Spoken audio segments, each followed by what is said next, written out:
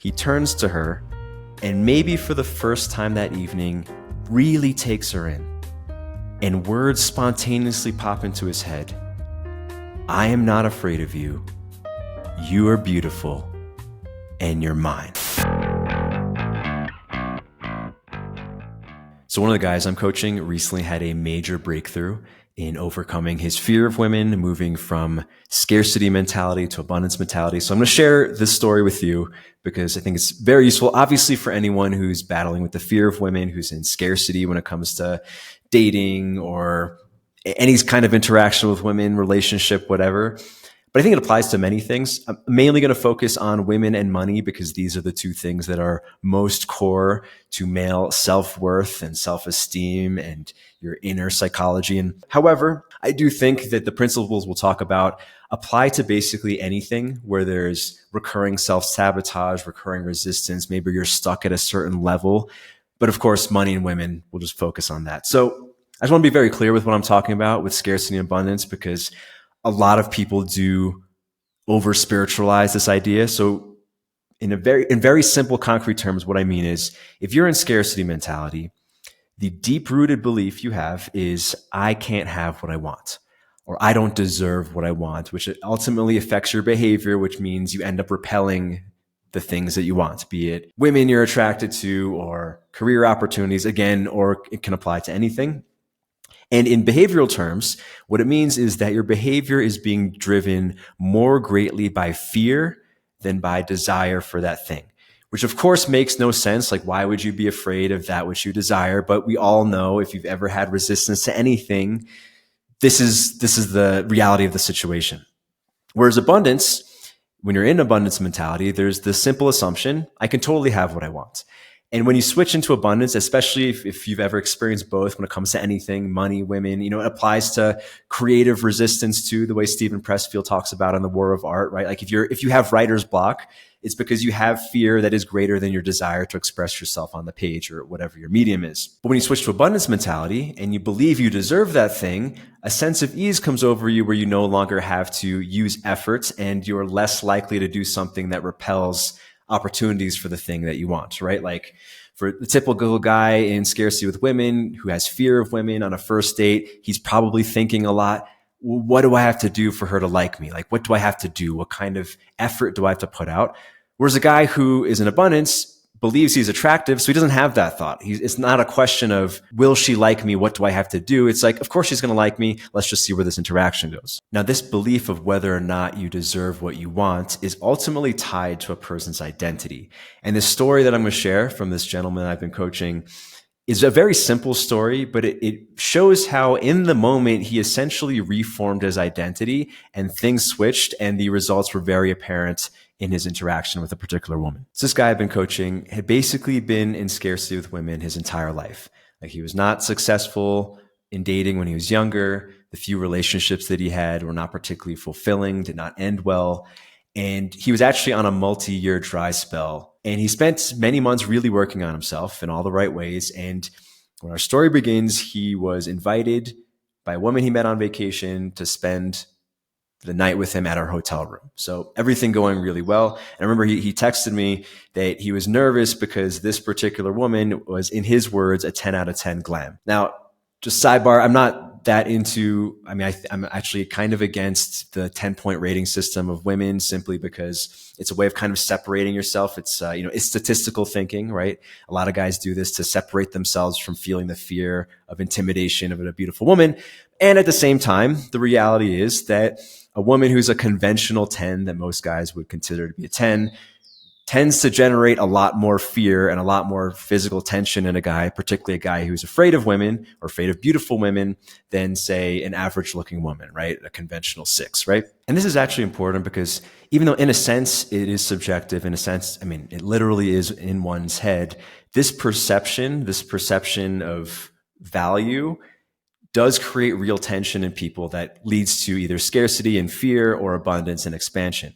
And it applies to money too. And I actually use this analogy with him and many of my other clients all the time is that, if for the typical person, a $100,000 transaction creates way more tension, way more fear, and way more excitement if you're on the receiving end than, say, a $100 transaction, right? And regardless of what someone's perception of how much money they deserve is, more money creates more tension. I actually remember, I think it was when Dan Bilzerian was on Joe Rogan. He was talking about gambling. And actually, I have a few friends who are poker players who've confirmed this. Actually, if you've ever played poker or gambled, you could probably confirm this yourself, that you have to play with an amount of money that creates fear in you to lose if you want to feel excitement, right? If you're a millionaire, making a $100 bet doesn't make you feel anything. So it doesn't really even feel like you're gambling, right?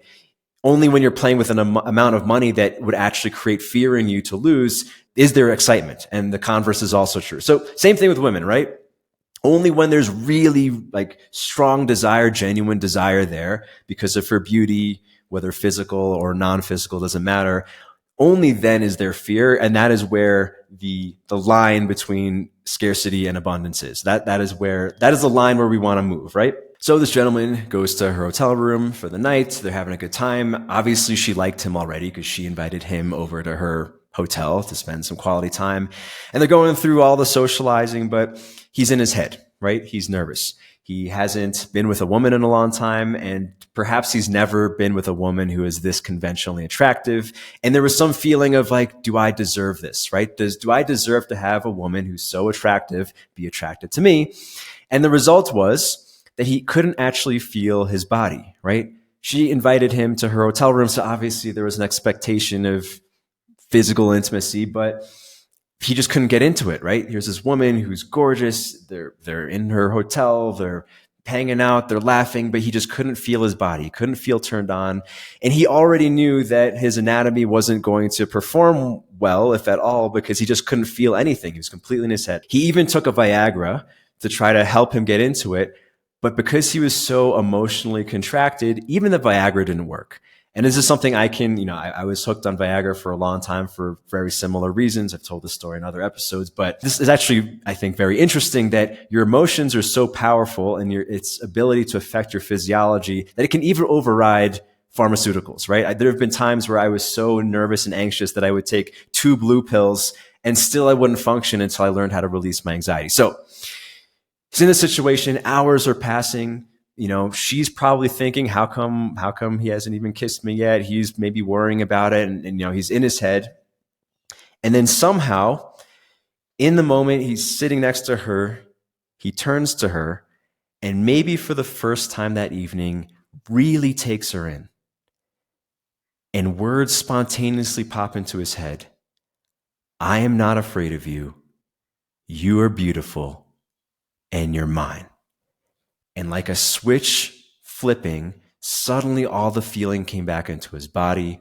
His anatomy woke up, the blood moved into the right places. And from what he shared with me, they had a really amazing experience that maybe was a peak experience for him, maybe even a peak experience, a peak life experience for her. It was amazing. They were connected. There was pleasure, all of the good things, right? All of the things that a man would want to experience with a woman he's attracted to, and vice versa. I want to go into this sentence that popped into his head because, well, I'll say if there's anything spiritual about my approach to personal development is that I highly, highly value spontaneous and unconscious thoughts, be it words that you pop into your head, new images that pop into your head, or looking at dreams. With some of the guys I coach, we will look at if they have recurring dreams that change and they do something new in a dream that's different than in the past. It's usually a very clear sign. I think it's very clear feedback from your unconscious that something has shifted, that you're getting information, positive information from your unconscious, where of course all of our feelings and behaviors come from. So I want to break down these 3 simple sentences because they point to 3 different key principles that if you're in scarcity with women or with money, and you can genuinely get yourself to a point where you can believe these things, then you will have shifted out of scarcity. So let's break them down one by one. The first thing that popped into his head was, I am not afraid of you. Fear repels.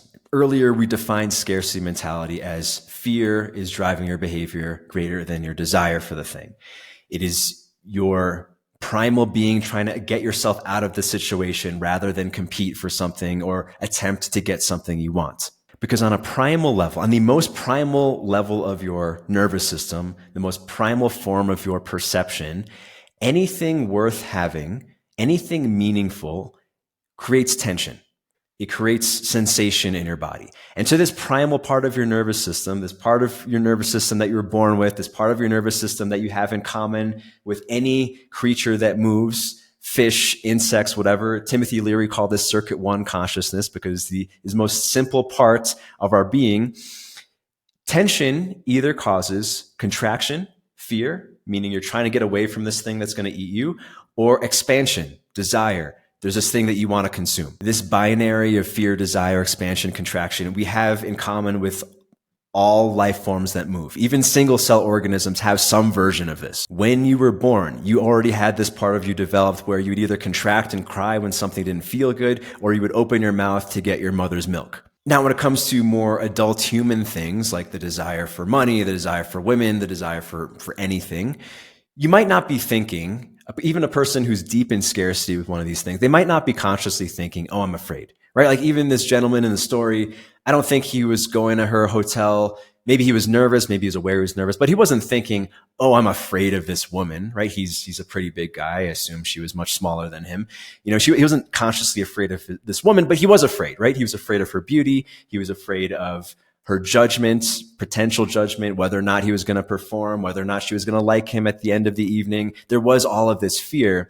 And this acknowledgement of this fear and going into the fear is the first step into releasing the fear. And this expansion and contraction is true down to our physiology, right? If you see something you desire, a woman, a tasty bit of food, your pupils dilate, right? You see something you're afraid of, your pupils contract. You're talking to a woman and you're nervous about, you're afraid of her beauty. Your butthole might clench, your breathing might shorten, right?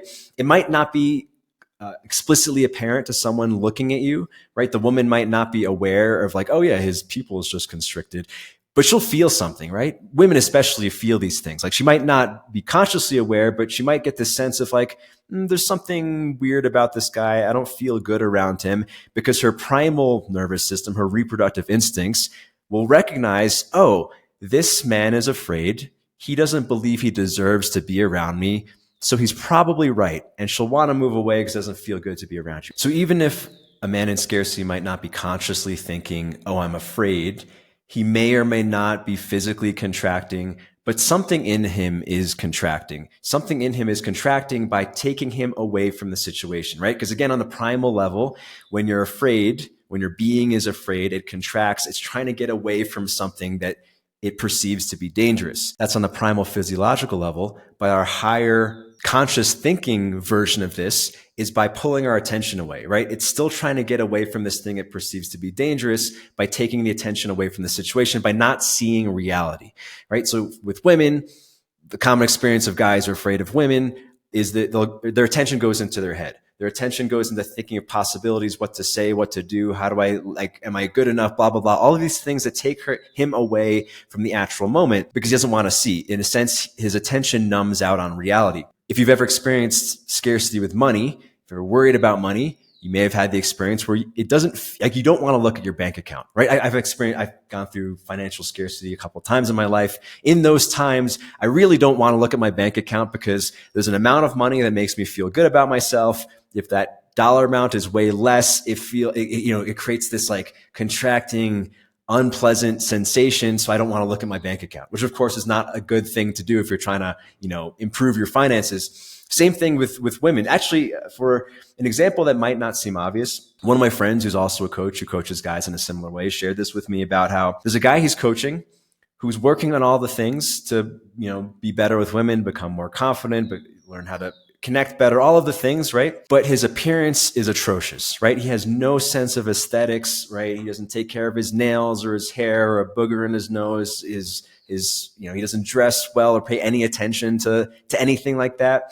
And I was speaking about this with my friend who's also a coach. And I shared that even though it seems to be like something he just doesn't know, like, oh, he needs to learn style, even that is attached to fear. Right? There is something in him that doesn't want his attention to go to aesthetics. Whereas if you really paid attention to his appearance, if you really paid attention to his room, because such a person typically has, his house is typically in a mess, hence the Jordan Peterson, clean your damn room.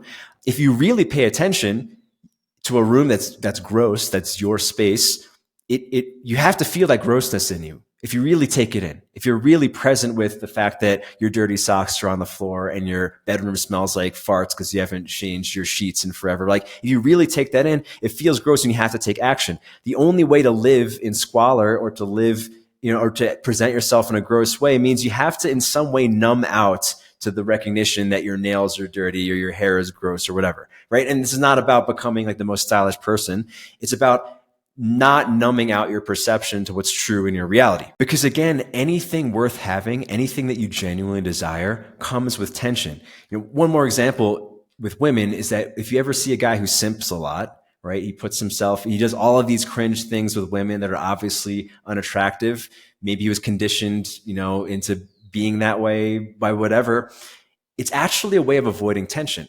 Because real attraction, real intimacy comes with a lot of felt sensation, and simping behavior, playing the nice guy are all ways of diluting the sensation, which is why there's no spark with such men, which is why women, put them in the friend zone, because he's purposely avoiding tension, as opposed to what this gentleman in the story did, whereas he really took her in. He really was in the moment with her and declared or you could say his unconscious declared in his head, I am not afraid of you. It was the recognition that there was tension in the situation, but he was not going to contract. He was going to expand in response to it, which brings us to the next sentence. You are beautiful. Because remember, scarcity is when your fear is driving behavior more than desire. Abundance is when desire is driving behavior more than fear. So this second declaration, it might seem like an obvious thing, right? Because if she wasn't beautiful, he wouldn't be nervous in the first place. But you see this a lot in guys who can't handle their fear of something, so they diminish its desirability, right? A lot of, you see this with young guys who are afraid of women. I'm probably guilty of this. A lot of my boys, when we were in our early 20s, we were probably guilty of this, where we're maybe interacting with a very beautiful woman. We're intimidated by her, so we downplay how attractive she is, right? Like, oh, she's not that hot, blah, blah, blah, right? All of this obviously is driven by insecurity and fear. And even if it is a way to, mitigate your fears, because you're also downplaying the desire, authentic interaction can happen, which I discussed more in my last video on instinctive flirting. And actually, a lot of the misogyny we've seen in the pickup community basically comes from that, right? It's these guys who can't handle the fact that they're intimidated by women's beauty, so they find ways to objectify, to diminish them, to make them into statistics, to basically separate themselves from the tension. Whereas what a truly attractive and secure man, a man who's truly in abundance, will do is acknowledge the fact that she's beautiful. Like, he appreciates her beauty. This is something that my friend Zan always talks about. Like, beauty needs to be appreciated. Beauty is there to be witnessed, I think is his line, right? Whereas when a man truly acknowledges, you are very valuable, you are very desirable, he doesn't diminish that, and I deserve you, right? And I'm acknowledging how beautiful he is. He's actually raising himself up. He's raising his internal status, because he's declaring essentially that he deserves this thing that is very desirable, that not most men deserve. And as I discussed in my last video on flirting by instinct, authentic flirting,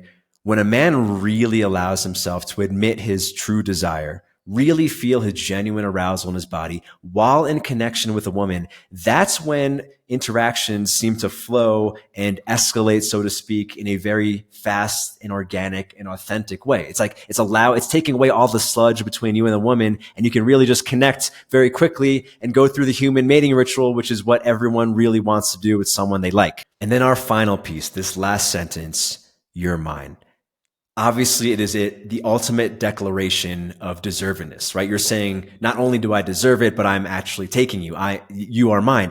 And it is an extremely vulnerable thing to say, obviously out loud, but even in your own head, right? A lot of men, especially a man who's trapped by resistance or fear with something, might even feel afraid genuinely saying, this is mine, right? Declaring that something he wants is his, because of course there's a chance of failure, right? There, you're really putting your balls on the table, so to speak. But this can only be done in an authentic way, in a way that is not crass or being a tyrant. It can only be done with these first two sentences. The declaration that you are not afraid, the declaration that this object of your desire is truly desirable, then to make the declaration in your head that you're claiming this thing, that comes with a lot of power. And The vulnerability, obviously, is that it comes with a lot of tension, right? Because this simple sentence, "you are mine," is a declaration that you are stepping into the tension. You are stepping into the tension expanded. You're not contracting. You're opening your pupils. You're opening your mouth to consume this thing metaphorically on this primal level, this thing that you desire. You're going to consume it and take it into your body. And most things in life tend to respond very positively to this piece. You are beautiful and you are mine. You're appreciating their desirability and their value and claiming them at the same time. Women, of course, respond much more positively to this attitude than the fearful, contracted one, which repels them. On some abstract way, money and financial opportunities. I don't want to over spiritualize this, right? Because some people kind of go a little overboard with, oh, your attitude creates everything else. I don't think that's necessarily true. There's a lot of people who go into like investing in crypto or business opportunities with a lot of hubris, and there are things out of your control. But a lot of things are within your control, right? Self-sabotage comes from typical fear of the tension that comes with a certain dollar amount of risk, let's say, or a certain amount of emotional risk with the person. Whereas on the flip side, objects of desire tend to want to be drawn to subjects who both appreciate them and declare that they're mine. Beauty wants to be witnessed, money wants to be enjoyed, creativity wants to be expressed, and it will only go, in a sense, to those who can appreciate it and have the confidence and courage to claim it. Because when it comes to all things, we tend to get the quantity and quality of what we believe we deserve. The scarcity mentality repels. Fear is driving behavior more than desire. You don't believe you deserve to what you have. Abundance mentality is where you've overcome that fear. You're allowing desire and appreciation to be greater than whatever fear may always be there to some degree. If it's something worth having, it's going to create some tension, but you're stepping into that tension with an open mouth, so to speak, with an open being where you're taking it in rather than contracting, declaring you're not afraid, declaring that this thing you want is valuable and you appreciate it, and declaring that it is yours. So I hope this has been useful for you. If so, please make sure to like and subscribe. More good stuff is coming in the new year. I've been a little bit slow with uploading this year because I've been finishing up my book, but I promise more quantity and quality will be out in the new year. Make sure to subscribe. Thank you.